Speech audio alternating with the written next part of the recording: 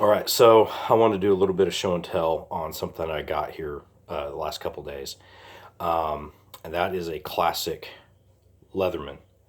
I'm not sure which model this particular one is. As far as I know, like what I saw as a kid, and even like looking it up, they didn't have near the variations that they in the early Leathermans that they do now. You know, like comparing a surge to a wave or a mutt to a wingman. They had a pretty standard profile, and then they tweaked just a couple little things. This particular one has this little lanyard addition right there by the pliers. But I know that this is at least 25, 30 years old. And this particular one is used but not abused.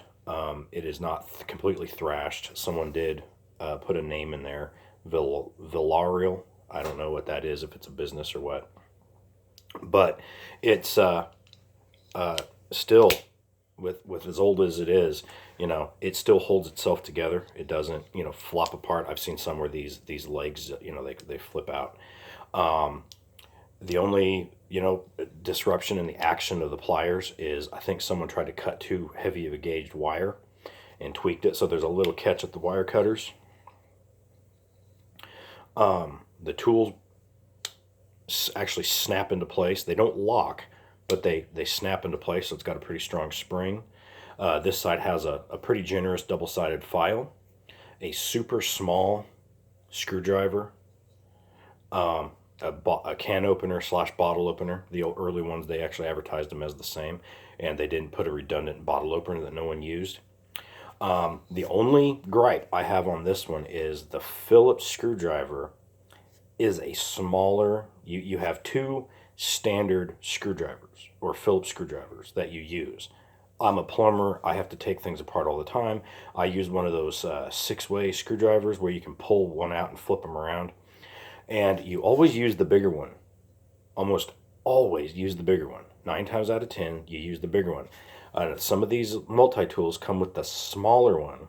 So when you've got to use they don't fit into the Phillips screw that you're trying to take out. And they tend to skip and strip. And they round off the edges. So this shows the most wear out of this entire tool. On the other side, we have a fairly generous knife blade. We have an awl or reamer. We have a medium screwdriver, and we have a large screwdriver, and it is still in very good condition. I could take this to work and put it into service again 30 years later. Now, compared to a Leatherman Wave, this thing's a baby. See how streamlined that is compared to this chunky thing? Not that I mind. Actually, this is my favorite Leatherman of all time. But you can see the size difference. In size comparison, actually, it ain't much bigger than a Swiss Army knife. And that's really nice. It's compact. If they still made this today, it'd be usable. A couple of tweaks. Sorry, my cats. A couple of tweaks, and this is still. They could still market this. The only other thing about these, that's something that they've done with like the waves and stuff, is these are fairly aggressive edges on the handles, and when you squeeze on it, I can feel some spots where it's digging into my palm. That would, to me, I don't mind. My hands are really rough and calloused from digging, shovels and cutting pipe and working pipe wrenches and stuff. So that doesn't bother me so much. But someone with more sensitive hands, that would be a thing. So if they rounded those off, this thing would still sell today, I'm pretty sure. So anyways, this is just a quick video, kind of a look back.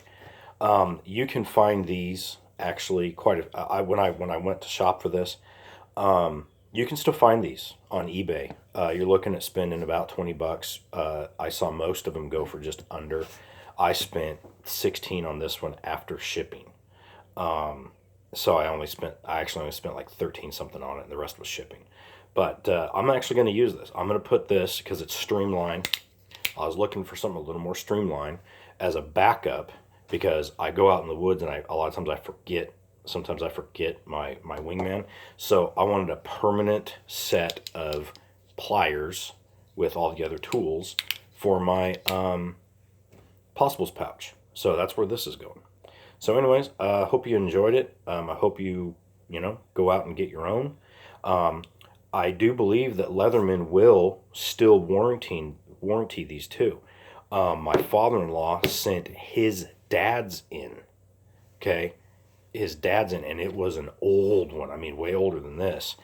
And I want to say Leatherman started in '83 with these tools, and they sent him a new one, because if they retire, if you send them in a model that's retired, they will send you like the modern equivalent.